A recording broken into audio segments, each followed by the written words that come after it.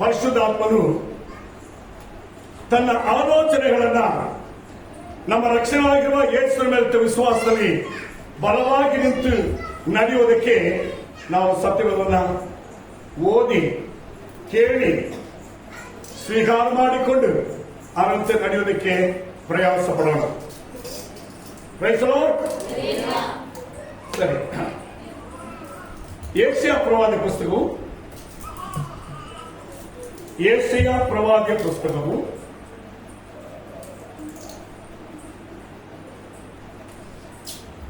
35ನೇ ಅಧ್ಯಾಯ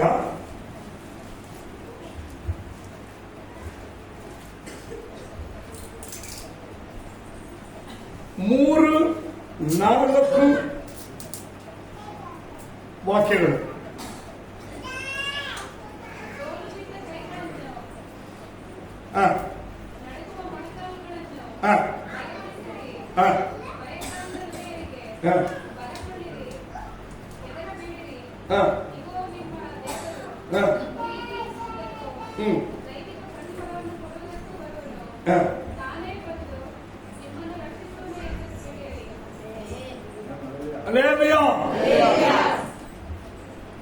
తెలుగు చదమ్మా. సడలిన చేతులను బలపరచుడి, తొట్టిల్ల మొనకాలను దృఢపరచుడి, కత్తరిల్ల హృదయముతో ఇట్లనుడి, భయపడక ధైర్యముగా ఉండుడి. ప్రతిదండన చేయుటకే మన దేవుడు వచ్చుచున్నాడు. ప్రతిదండనను దేవుడు చేయదగిన ప్రతి కార్యమును ఆయన చేయును. ఆయన వచ్చి తానే మిమ్మల్ని రక్షించును. லேவியா தமிழ படிமா. தளர்ந்த கைகளை திடப்படுத்தி தள்ளாடுகிற முழங்கால்களை பலப்படுத்துங்கள். மனம் பதறுகிறவர்களை பார்த்து நீங்கள் பயப்படாதிருங்கள், திடன் கொள்ளுங்கள். இதோ உங்கள் தேவன் நீதியை சரிக்கட்டவும் உங்கள் தேவன் பதிலளிக்கவும் வருவார். அவர் வந்து உங்களை ரட்சிப்பார் என்று சொல்லுங்கள். ಈ ಎರಡು ವಾಕ್ಯದಲ್ಲಿ ಇರುವ ಪ್ರಕಾರವಾಗಿ ದೇವರು ಈ ವರ್ಷ ದಿನಗಳನ್ನ ಒಂದೊಂದು ಕುಟುಂಬಗಳನ್ನ ಒಂದೊಂದು ವ್ಯಕ್ತಿ ಪರವಾಗಿರುವ ಜೀವನವನ್ನ ನಡೆಸುತ್ತೇನೆ ಎಂಬುದಾಗಿ ಭಯಪ್ರಾಂತ ಹೃದಯದವರಿಗೆ ನೀವು ಬಳಕೊಳ್ಳಿರಿ ಅಥವಾ ಹೆದರಬೇಡ್ರಿ. ಸೆಕೆಂಡ್, ದೃಢವಾಗಿ ಧೈರ್ಯವಾಗಿರ್ರಿ. ಅಲೇಲಿಯಾ ಅಲೇಲಿಯಾ. ಆ ವಾಕ್ಯದ ಲಾಸ್ಟ್ ಸೆಂಟೆನ್ಸ್,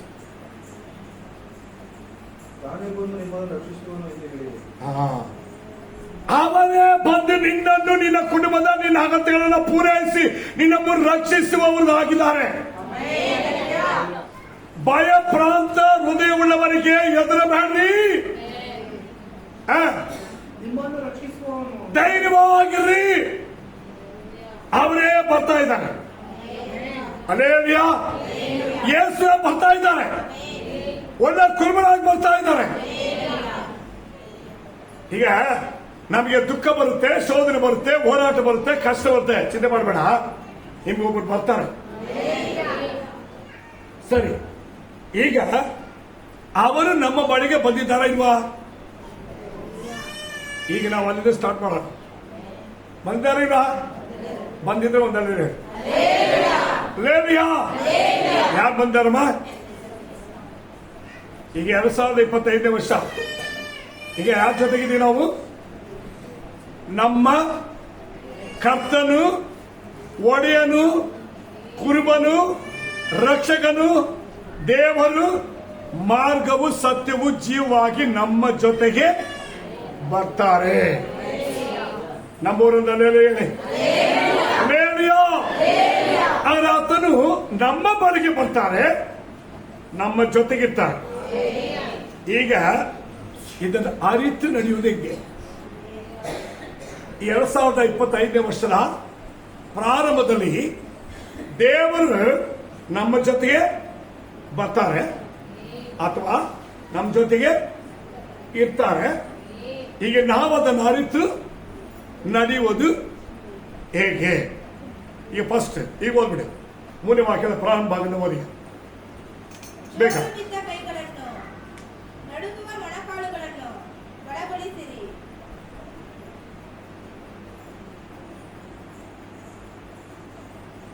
ಇಲ್ಲಿ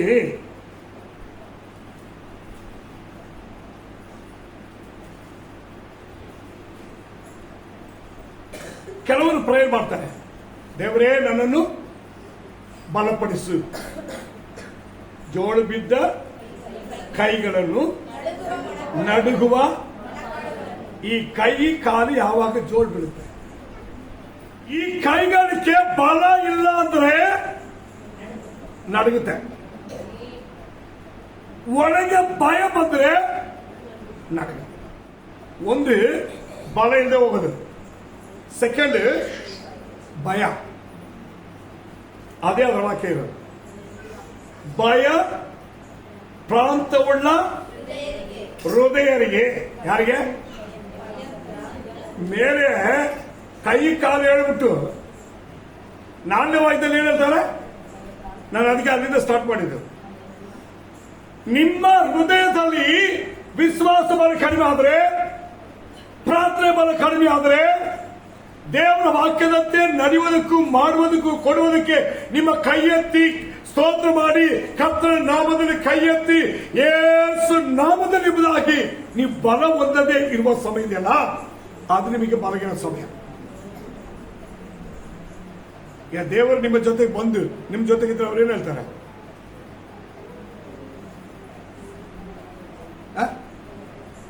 ಇಡಿ ಬಲವಾಗಿರಿ.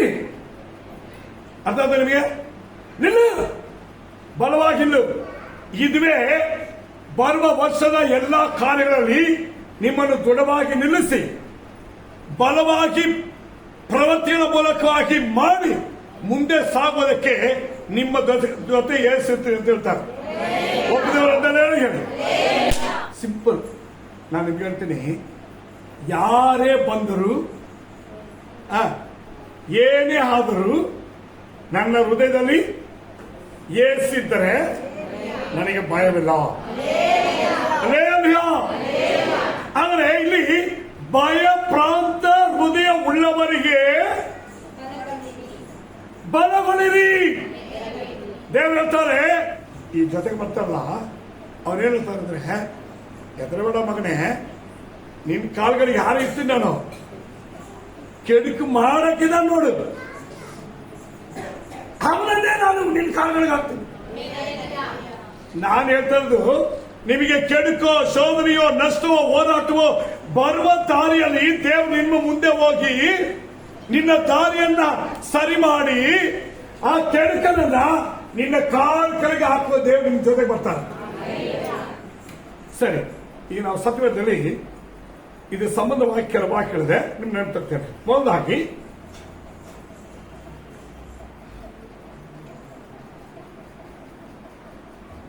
ಕೈಗಳು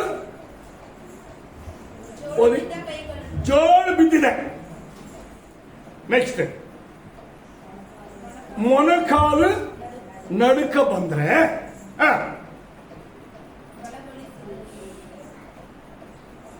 ನೀವೇನ್ ಮಾಡ್ತೀರಿ? ಯೋಬನ ಪುಸ್ತಕ 4:3-4 ವಾಕ್ಯ ಓದಿ ಬೇಕು. ಅನೇಕರನ್ನು ಶಿಕ್ಷಿಸಿ, ಜೋಳು ಬಿದ್ದ ಕೈಗಳನ್ನು ಬಲಗೊಳಿಸಿ, ಎಡವಿ ಬೀಳುವವರನ್ನು ನಿನ್ನ ಮಾತುಗಳಿಂದ ಉತ್ತರಿಸಿ, ಕುಸಿಯುವ ಮೊಣಕಾಲುಗಳನ್ನು ದೃಢಪಡಿಸಿ. ಗಮನಿಸಿ, ಯೋಬನು ನೀತಿವಂತನಾಗಿದ್ದಾಗ ದೇವರ ಆಶೀರ್ವಾದವು ಅವನಿಗೆ ಇದ್ದ ಕಾಲಗಳಲ್ಲಿ ಅವನೇನ್ ಮಾಡ್ತಿದ್ದ? ನೀನು ಅನೇಕರಿಗೆ ಬುದ್ಧಿ ಕಲಿಸಿ, ಬುದ್ಧಿ ಹೇಳಿ, ಶಿಕ್ಷಿಸಿ, ಶಿಕ್ಷಣ ಕೊಟ್ಟು ಜೋಳು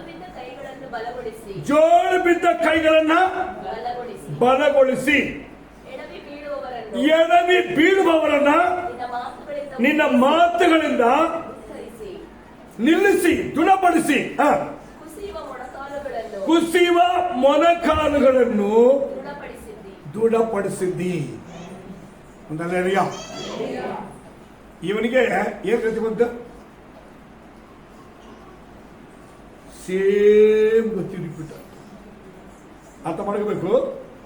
ಒಂದಿನಕ್ಕೆ ರಾತ್ರಿ ಆಗಲಿರೋ ಪ್ರಕಾರವಾಗಿ ಜೀವನದಲ್ಲಿ ಕಷ್ಟ ಬಂದಾಗ ಬೇಸರ ಆಗಬಾರ್ದು, ಸೋದರ ಮಧ್ಯೆ ಬೇಸರ ಆಗಬಾರ್ದು. ಅದೇ ಸಮಯದಲ್ಲಿ ಅದು ಜಯವಾಗಿ ಮಾರೋದಕ್ಕೆ ರೆಡಿ ಇರಬೇಕು. ರಾತ್ರಿಗೆ ಭಯಪಡಿದ್ರೆ ಆಗಲು ಬರುತ್ತೆ, ರಾತ್ರಿ ಭಯಪಡೋಗೆ ಬೆಳಗ್ವರೆಗೆ ಪ್ರಾಣ ಇರೋದು. ಇಲ್ಲಿ ಯೋಬನು ನೀತಿವಂತನು, ದೇವರಿಗೆ ಭಯಪಡುವವನು, ನಿರ್ದೋಷಿ, ಕೆಟ್ಟದನ್ನು ನಿರಾಕರಿಸುವವನು, ಯಥಾರ್ಥ ಚಿತ್ತನಾಗಿದೆ ಇವನಿಗೆ ಏನ್ ಬಂತಮ್ಮ? ಅವನ್ ಚೆನ್ನಾಗಿರ್ಬೇಕಾದ್ರೆ ಹಂಗ ಬುದ್ಧಿ ಹೇಳಿ ಹಂಗ್ ಮಾಡಿ ಹಿಂಗ್ ಮಾಡಿ ಬಲಪಡಿಸಿ ಎಲ್ಲ ಮಾಡ್ತಿದ್ದ, ಎಲ್ಲ ಅವನ ಹತ್ರ ಹೋಗ್ತಾ ಇದ್ದ. ಈಗ ಇವನು ಒಬ್ಬಟ್ಟಿಗಳಾಗ್ಬಿಟ್ಟ, ಜನ ಇವನ ಹತ್ರ, ಇವನು ಜನರ ಹತ್ರ ಹೋಗೋ ಪರಿಸ್ಥಿತಿ ಬಂದಿದೆ. ಹೋದನಮ್ಮ ಅನೇಕ ದೇವರು ಹೇಳ್ತಾರೆ, ಮುಂದಿನ ಈ ವರ್ಷದ ಈ ದಿನ ಮೊದಲುಕೊಂಡು ನಿಮಗೆ ಏನೇ ಸಮಸ್ಯೆ ಬರಲಿ, ನೀವು ಮನುಷ್ಯರ ತಗೋಬೇಡ್ರಿ, ದೇವರ ಹತ್ರ ಇರ್ರಿ. ಮನುಷ್ಯರ ಮನುಷ್ಯರ ಮನುಷ್ಯರ ಮನುಷ್ಯರ ಯಾವ ಕಾರಣದ ಮೇಲೆ ನಿನ್ನ ಮನಸ್ಸಿಲ್ಲದೆ ನಿನ್ನ ಮನಸ್ಸನ್ನ ಮನಸ್ಸಾಕ್ಷಿಯಿಂದ ಪರಲೋಕದ ದೇವರ ಮೇಲೆ ಇಡು. ಯಾರಿರ್ತಾರೆ ಜೊತೆಗೆ? ಇರ್ತಾರೆ.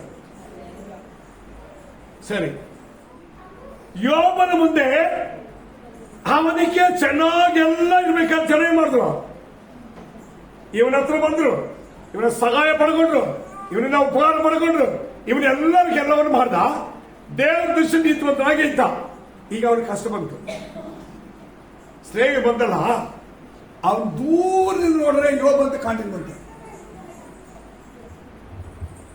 ನೀವು ಯೋಬ ಪುಸ್ತಕ ಓದಿ ಕುತ್ಕೊಂಡು ದೂರದಿಂದ ನೋಡಿದ್ರೆ ಯೋಬನ ಗುರುತು ಕಾಣಲಿಲ್ಲ. ಅದರ ಅರ್ಥ ಗೊತ್ತಾ? ಜನರು ನಮ್ಮನ್ನು ಗುರುತಿಸಲ್ಲ, ಜನರು ನಮ್ಮನ್ನು ಯಾರು ನಮ್ಮನ್ನ ನಮ್ಮನ್ನ ಯಾರನ್ನೇ ಕಂಡುಕೊಂಡಿಲ್ಲ. ಈಗ ಬಿರುವಾಗ ಎಲ್ಲರೂ ಬರ್ತಾರೆ, ಇವನಿಗೆ ಎಲ್ಲರಿಗೂ ಬೇಕು. ಈಗ ಇಲ್ದ ಹೋದಾಗ ಇವನು ಯಾರಿಗೂ ಬೇಡ. ಬಂದ ಸ್ನೇಹಿತರು ಅವನಿಗೆ ಏನು ಮಾತಾಡಿಲ್ವಂತೆ, ಹೆಸರು ಕುತ್ಕೊಂಡ್ರು. ರಾತ್ರಿ ಹಗಲು 7 ದಿನಗಳು ಅವನ ಮುಂದೆ ಪರ್ಯಾಸ ಮಾಡುವ ಸ್ನೇಹ ಬಂದು ಕುತ್ಕೊಂಡ್ರಂತೆ. ಇವನು ಮಾತಾಡಿದ್ರೆ ಎಷ್ಟಿರ್ಬೋದು ಅಂದ್ರೆ 40 ಅಧ್ಯಾಯ ಬರುತ್ತೆ. ಎಷ್ಟಮ್ಮ? ಅವನು ಬಿಟ್ರೆ ಇವನು ಬಿಟ್ರೆ ಅವನು 3 ಜನ ಮಾರಿ ಮಾರಿ ಮಾರಿ ಏನ್ ಮಾಡ್ತಾರೆ? ಕುತ್ಕೊಂಡು ಹೋದ್ಲು ಆ ಬೈಬಲ್ನ, ಯೋಬ ಪುಸ್ತಕ ಓದ್ರಿ, ತಾಳ್ಮೆ ಬರುತ್ತೆ. ನೀವು ಸಾಯಲ್ಲ, ಬದುಕುತ್ತೀರಿ. ನಿಮ್ಮನ್ನು ಅವ್ರ ಮುಂದೆ ದೇವರು ಎಬ್ಬಿಸಿ ನಿಲ್ಲಿಸ್ತಾರೆ. ನಿಮಗೆ ವಿರೋಧವಾಗತ್ತೆ, ನಿಮ್ಮ ಹತ್ರ ಸರೆಂಡರ್ ಆಗ್ತಾರೆ. ಇದು ದೇವರು ನಿಮ್ಮ ಜೊತೆಗೆ ಬಂದಾಗ ಇದ್ದಾಗ ನಡೆಯುವ ಕಾರ್ಯ. ಸಭೆಗೆ ವಿಶ್ವಾಸಿಗೆ ದೇವತೆಗೆ ಅಂತ ಈ ಸತ್ಯಾಂಶವನ್ನ ಯಾರ್ಯಾರು ಅನುಸರಿಸಿ ಅವನೇನು ಗೊತ್ತಾ? ದೇವರು ಕೊಟ್ಟರು ಏನೇ ಬರ್ಲಿ, ನಾನ್ ದೇವರ ಮಗಳು ಈಗ ನಿಲ್ಲಬೇಕು. ನೀವು ಹೆಂಗೆ ಅದ್ಭುತ ಬರುತ್ತೆ ಅಂತ ನೀವು ನೋಡ್ರಿ. ಅದಕ್ಕೆ ಸಾಕ್ಷಿ ಯೋಬನು. 2 ವ್ಯಕ್ತಿಗಳ ಬಗ್ಗೆ ಹೇಳ್ತೀನಿ ನಾನು ಅಷ್ಟೇ. ಮೊದಲನೇ ವ್ಯಕ್ತಿ ಯೋಬನು. ಈಗ ಅವನನ್ನು ಗುರುತು ಸತ್ಯದ ಏನಂತಂದ್ರೆ, ನೀವು ಓದುವಾಗ ಓದ್ರಿ, 2ನೇ ಅಧ್ಯಾಯ 11ನೇ ವಾಕ್ಯದಲ್ಲಿ 3 ಶ್ರೇಣಿ ಬರ್ತಾರೆ. 12, 13ನೇ ವಾಕ್ಯದಲ್ಲಿ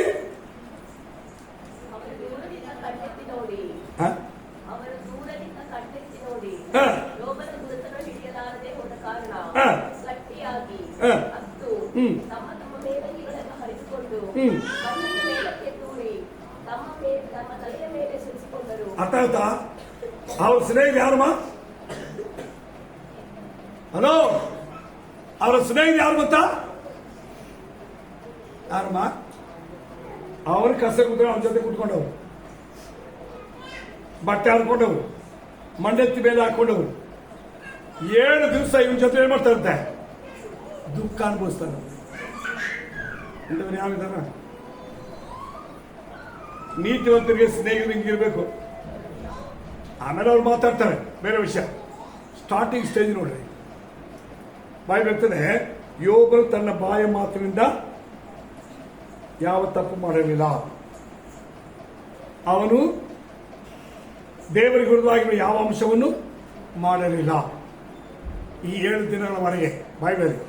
ಆಮೇಲೆ ಬರೋದು 7 ದಿನ ಆದ್ಮೇಲೆ ಬಾಯಿ ತೆಗೆದು ಸ್ಟಾರ್ಟ್ ಮಾಡಿ ಮಾತಾಡಲಿಕ್ಕೆ ಪ್ರಾರಂಭಿಸೋದು. ಗಮನಿಸಬೇಕು, ಈ 7 ದಿನವರೆಗೆ ತುಂಬಾ ಇಂಪಾರ್ಟೆಂಟ್.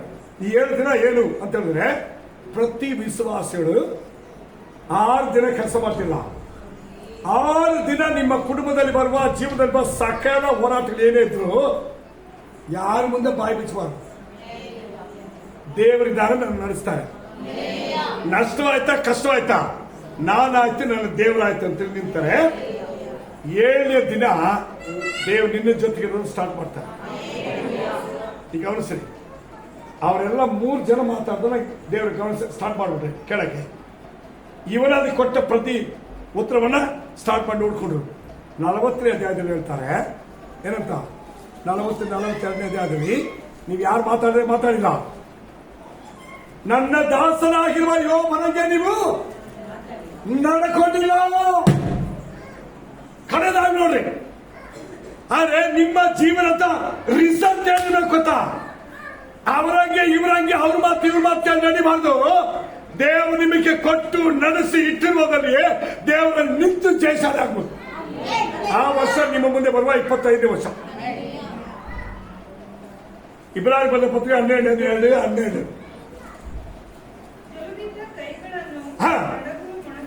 ಜೋಡಿ ಬಿದ್ದ ಕೈಗಳನ್ನು, ನಡುಗುವ ಮೊಣಕಾಲುಗಳನ್ನು ಇದು ಯಾರು ಹೇಳೋದಮ್ಮ?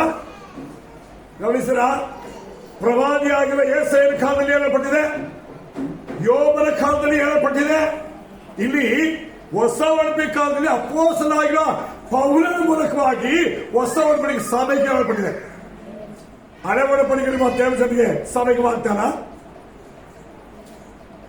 ನೀತಿವಂತರಾಗಿ ನಡೆಯುವಂತ ಹಳೆ ಒಡಂಬಡಿಕೆ ವಿಶ್ವಾಸವನ್ನು ಕಾಪಾಡಿಕೊಂಡು ಸಾಕ್ಷಿಯಾಗಿದ್ದ ಯೋಬರಂತ ನೀತಿವಂತರಿಗೆ ಆಧಾರ. ಹೊಸ ಒಡಂಬಡಿಕೆಯಲ್ಲಿ ರಕ್ಷಣೆ ಬಂದ ದೇವ ಜನರಿಗೆ ಸಹ ಈಗ ಹೇಳಲ್ಪಟ್ಟಿದೆ. ಜೊಡಬಿದ್ದ ಕೈಗಳನ್ನು, ನಡುಗುವ ಮೊಣಕಾಲುಗಳನ್ನು ಸುಧಾರಿಸಿಕೊಡ್ರಿ. ಇಲ್ಲಿ ಏನ್ ಹೇಳ್ತಮ್ಮ? ಸುಧಾರಿಸಿಕೊಡ್ರಿ ಅಂದ್ರೆ ನಾನಿದ್ದೀನಿ, ಭಯಪಡಬೇಡ, ಸುಧಾರಿಸ್ಕ. ನಡೆಗಾಗತ್ತಾನೆ, ಸ್ವಲ್ಪ ಕೂರು, ಎದ್ದೇಳದಂತೆ. ಅಲ್ಲೇಲಿಯಾ, ಹೆದರಬೇಡ. ಬೈಲಿ ದುಷ್ಟನು ವಿರೋಧ ಶತ್ರುವನ್ನು ಹೆದರಬೇಡ. ಒಳಗೆ ಮನಸ್ಸು ಹೇಳ್ತದೆ, ಧೈರ್ಯವಾಗಿರು. ಏನ್ ಹೇಳ್ತಾರಮ್ಮ? ಏಸಿದ್ದಾರೆ, ಪ್ರೇಯರ್ ಮಾಡು, ಉಪವಾಸ ಇರು, ದೇವರ ತೋಪಿಸೋಡು, ದೇವರ ಕಾರ್ಯ ಮಾಡ್ತೇನೆ. ಇದು ಎಂತ ಟೈಮ್? ಎಂತ ಟೈಮ್? ಸುಧಾರಿಸುವ ಟೈಮ್. ಹೆದರಬೇಡಮ್ಮ, ಹೆದರಬೇಡ ಸಹೋದರನೇ. ಕಳೆದ ವರ್ಷದಲ್ಲಿ ಒಂದ್ ವೇಳೆ ಇಂಥ ಅನುಭವ ಬಂದಿದ್ರೆ ನಿನ್ನ ಸುಧಾರಿಸುವ. ನಿನ್ ಬರುವ ದಿನಗಳಲ್ಲಿ ಅದ್ಭುತಗಳನ್ನ ಜಯವನ್ನ ನಿನಗೆ ಮಾಡುವುದಕ್ಕೆ, ನಿನಗೆ ತೋರಿಸೋದಕ್ಕೆ, ನಿನ್ನನ್ನು ರಕ್ಷಿಸೋದಕ್ಕೆ ನಿನ್ ಜೊತೆಗೆ ದೇವರು ಬರ್ತಿದ್ದಾನೆ. ನೆಕ್ಸ್ಟ್ ವಿಷಯ, ನ್ಯಾಯಸ್ಥಾಪಕರು 6ನೇ ಅಧ್ಯಾಯ 12ನೇ ವಾಕ್ಯ.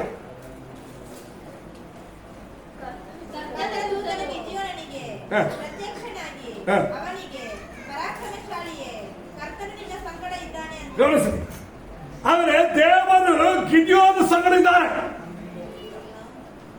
ಈ ಗಿದ್ಯೋನ ಯಾರು ಗೊತ್ತಾ?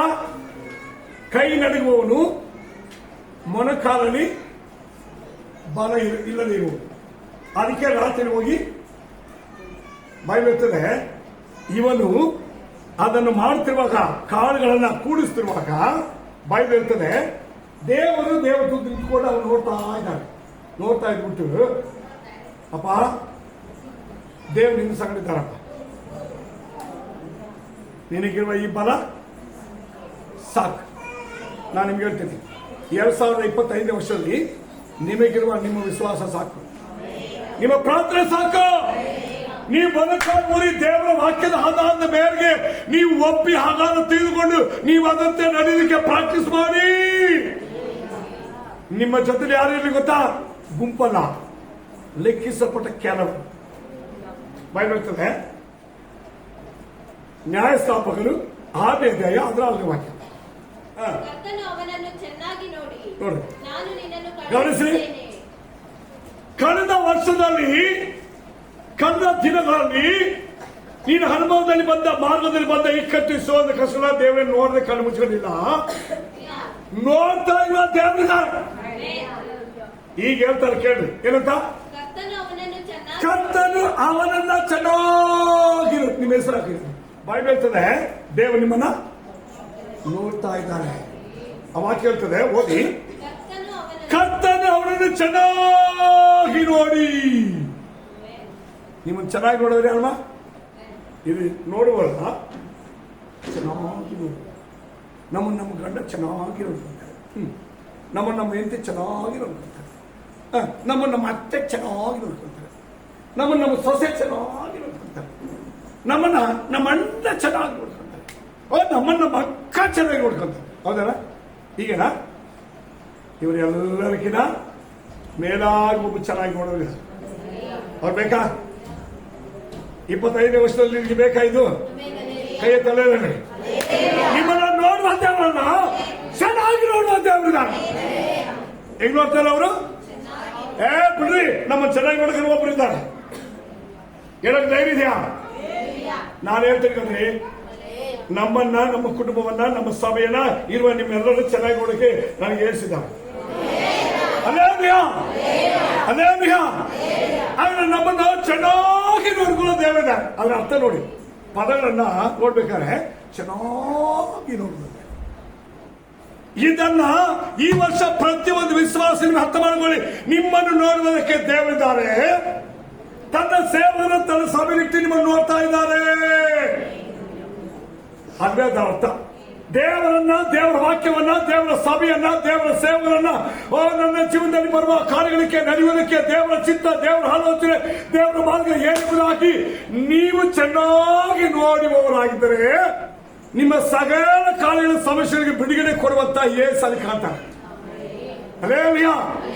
ಇದುವೇ ಅವರು ನಿಮ್ಮನ್ನ ರಕ್ಷಿಸುವವರಾಗಿದ್ದಾರೆ.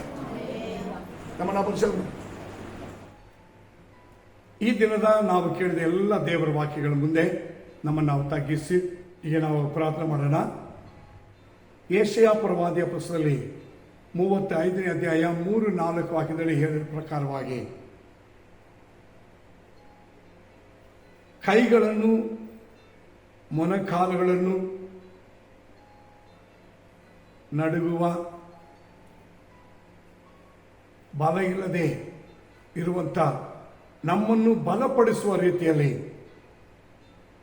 ಆತನು ಅವರ ಸಂಗಡ ಇದ್ದು ರಕ್ಷಿಸುತ್ತಾನೆ ಎಂದು ಹೇಳಿದ ವಾಗ್ದಾನದ ಮೇರೆಗೆ ಈ ವರ್ಷದ ಎಲ್ಲ ದಿನಗಳು ನಿನ್ನ ಮಕ್ಕಳ ಜೊತೆಲಿ ಇರು ರಾಜ. ಗಿದ್ಯೋನ ನೋಡಿ ಹೇಳಿದ ಹಾಗೆ ನಿನಗಿರುವ ಈ ಬಲದೊಂದಿಗೆ ಹೋಗು, ಕರ್ತನು ನಿನ್ನ ಸಂಗಡಿದ್ದಾರೆ ಎಂಬುದಾಗಿ. ದೇವರೇ, ನೀನು ಅವರ ಸಂಗಡಿದ್ದು ರಕ್ಷಿಸಿದ್ದೀ ಎಂಬುದಾಗಿ ಗಿದ್ಯೋನಾಗೆ ಅದ್ಭುತಗಳನ್ನು ಕಾಣುವುದಕ್ಕೆ ಒಬ್ಬೊಬ್ಬರನ್ನು ಬಲಪಡಿಸು ರಾಜ. ಯೋಬನಾಗೆ ದೇವರೇ, ಎಷ್ಟು ಕಷ್ಟ ಹೋರಾಟಗಳು ಬಂದರೂ ನಿನ್ನಲ್ಲಿ ಬಲ ಹೊಂದಿದವನಾಗಿ ನೀನು ಅವರನ್ನು ಕೈ ಬಿಡದೆ ನಡೆಸಿದಿ. ನನ್ನ ರಕ್ಷಕನು ನಾನು, ನನ್ನ ಶರೀರವು, ನನ್ನ ಮಾಂಸವು ಇದೆಲ್ಲ ಕೊಳತು ಹೋದರೂ ನಾನೇ ನನ್ನ ಆತ್ಮದಲ್ಲಿ ಈ ದೇಹದಿಂದಲೇ ನೋಡ್ತೇನೆ ಎಂಬುದಾಗಿ ಜೊತೆಲಿದ್ದು ನಡೆಸಲಿಕ್ಕೆ ಸಹಾಯ ಮಾಡು. ನೀನು ಹಾಗೆ ಮಾಡೋದಕ್ಕಾಗಿ ಸ್ತೋತ್ರ ಮಾಡ್ತೀನಿ. ಸರ್ವಶಕ್ತನಾಗಿರುವ ದೇವರು, ಈ ವರ್ಷದ ಎಲ್ಲ ದಿನಗಳಲ್ಲಿ ಪ್ರಾರಂಭ ಮೊದಲುಗೊಂಡು ಕಡೆಯವರೆಗೆ ನಿನ್ನ ಮಕ್ಕಳ ಸಂಗಡ ಇರು, ನಡೆಸು, ಅದ್ಭುತಗಳನ್ನು ಮಾಡು. ಯೇಸು ನಾಮದಲ್ಲಿ ತಂದೆ, ಆಮೆನ್.